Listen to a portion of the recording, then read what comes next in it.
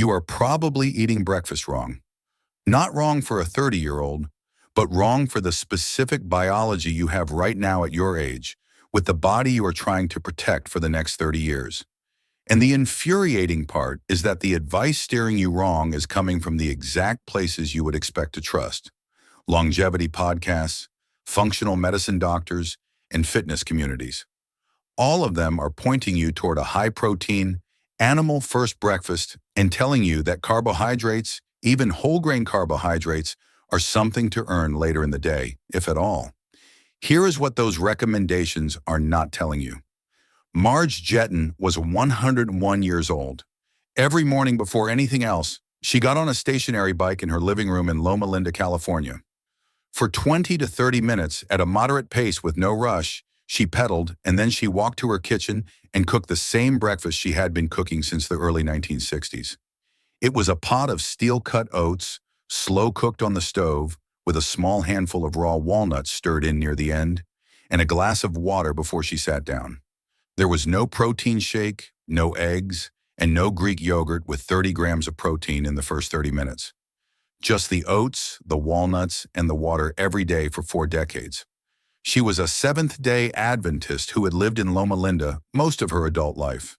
She had never eaten meat, not because of a conversion or a diet trend, but because she was raised in a community where meat simply was not on the table. She did not drink alcohol. She did not drink coffee.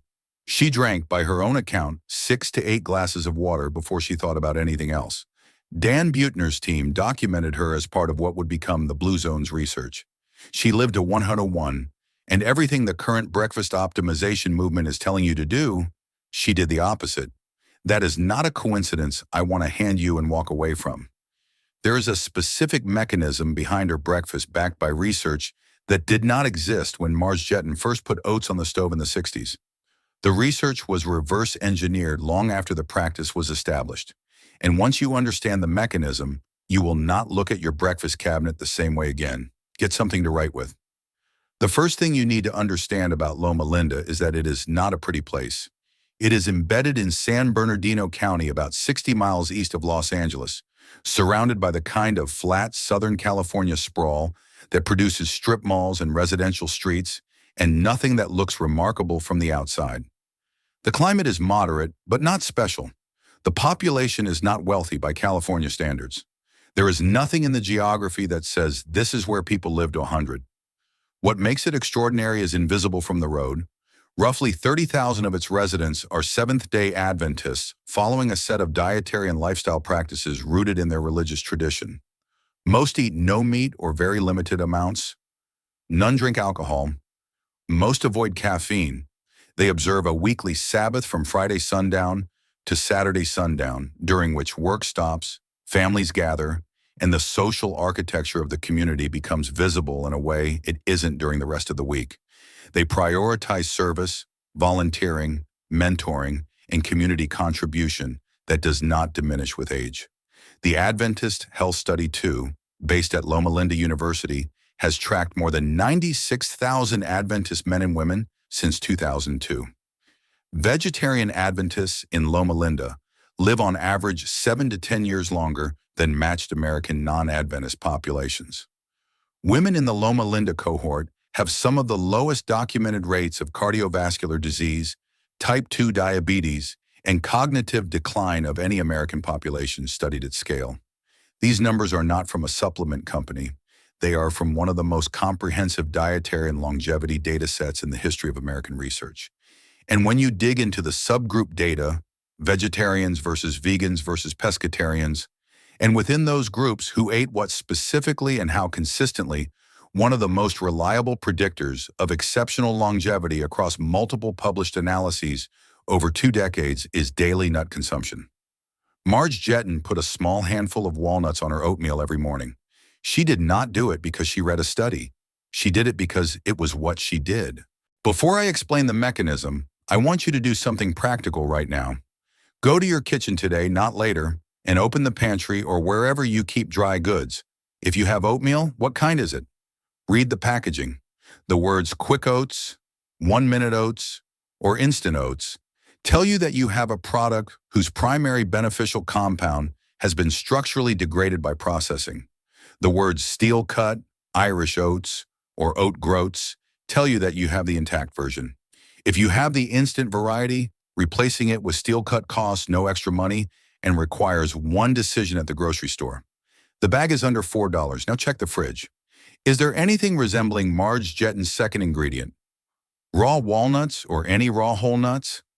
An ounce of raw walnuts is roughly 7 whole walnuts.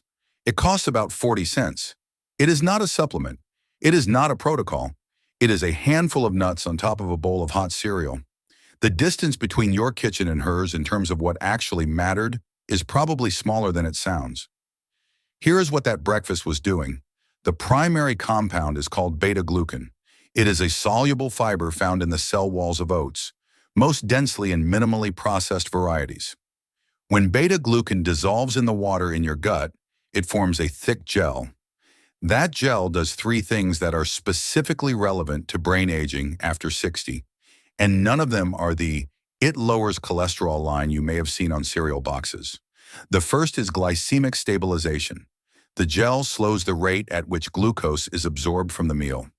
A bowl of steel-cut oats produces a blood glucose response that is lower and slower than virtually any other carbohydrate breakfast you could build, including whole wheat toast, which has a much simpler cell wall structure.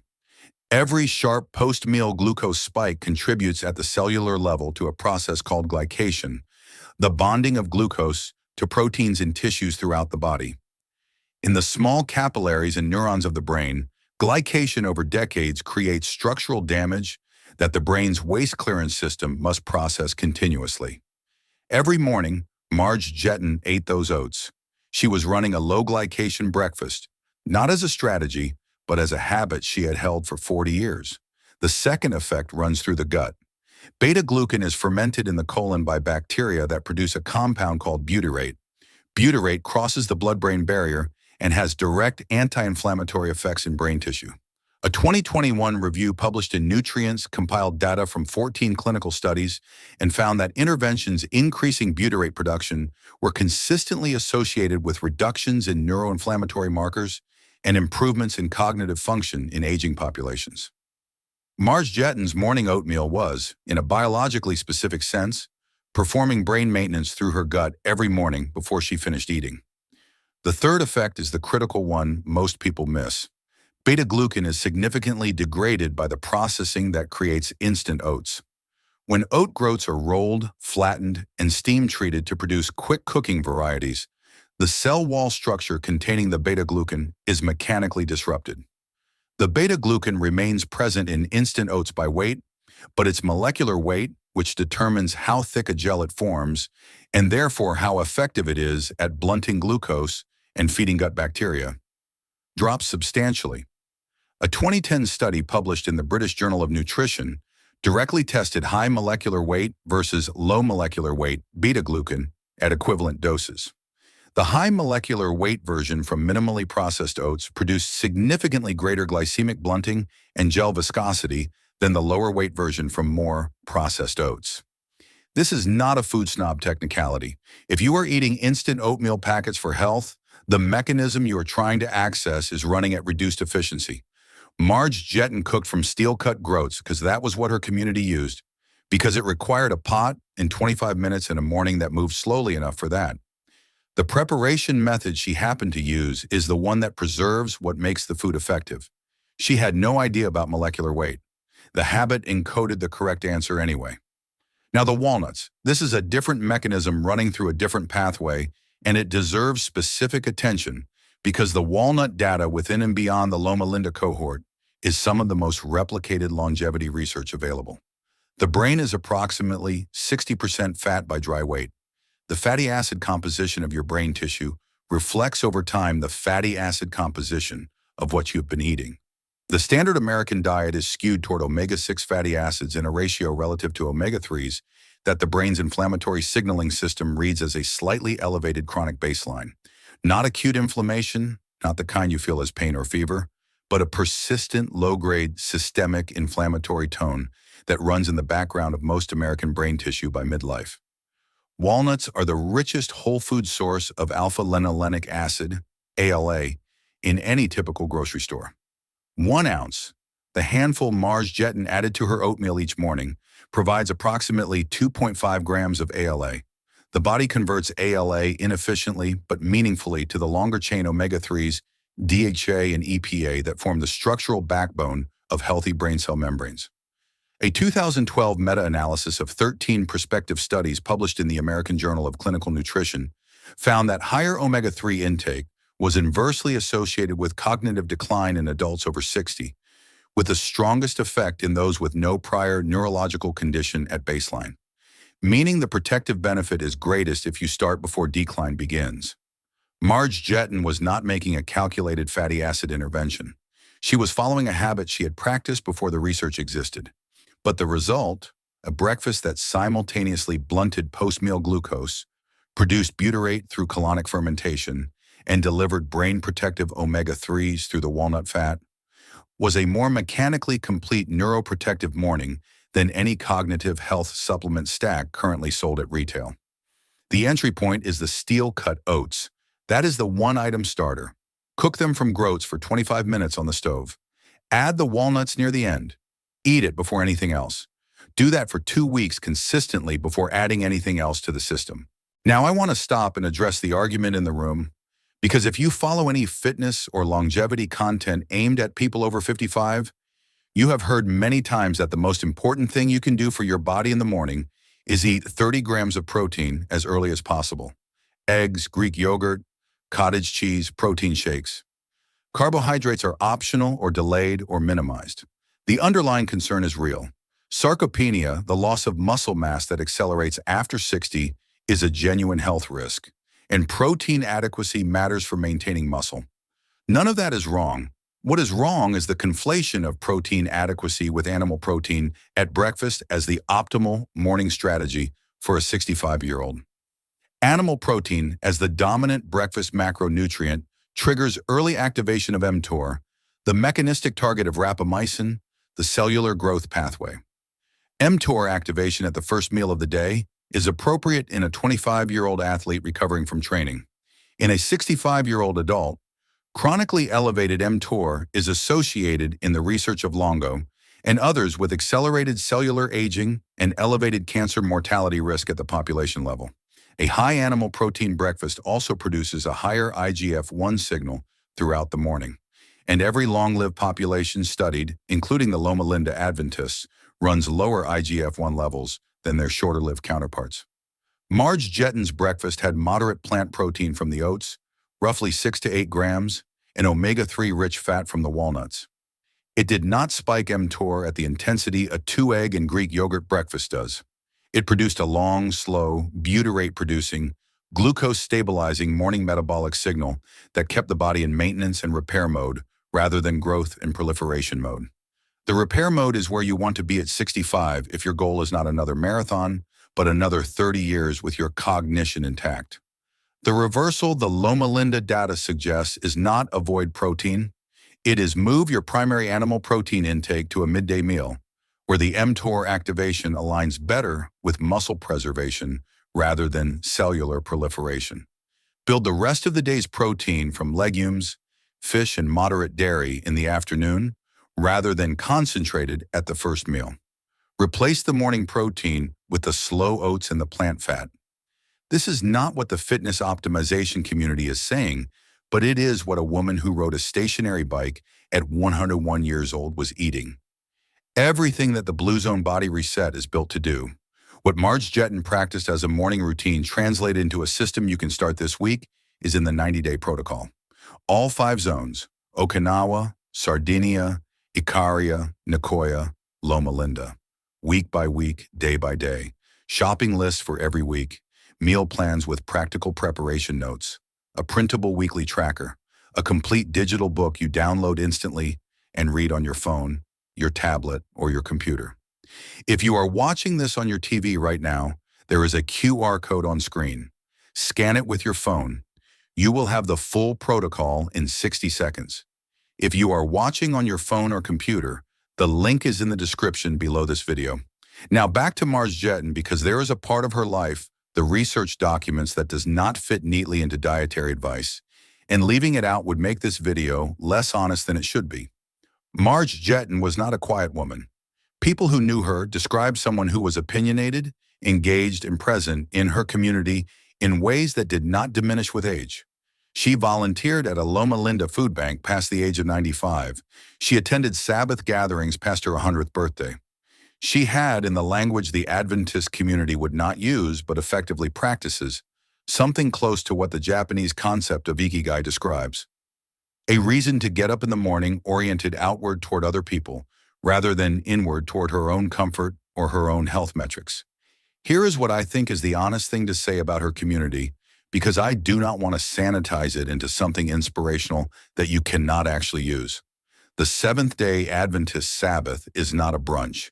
It is a structured weekly practice that has been running in Loma Linda for over a century. The people who observe it have been in the same congregation for decades. They have seen births and deaths inside that community. There is a social obligation to show up, not a punishing obligation, but a real one. You are expected. Someone will ask about you if you are not there. The community functions as a mutual accountability structure that does not require individual willpower to maintain.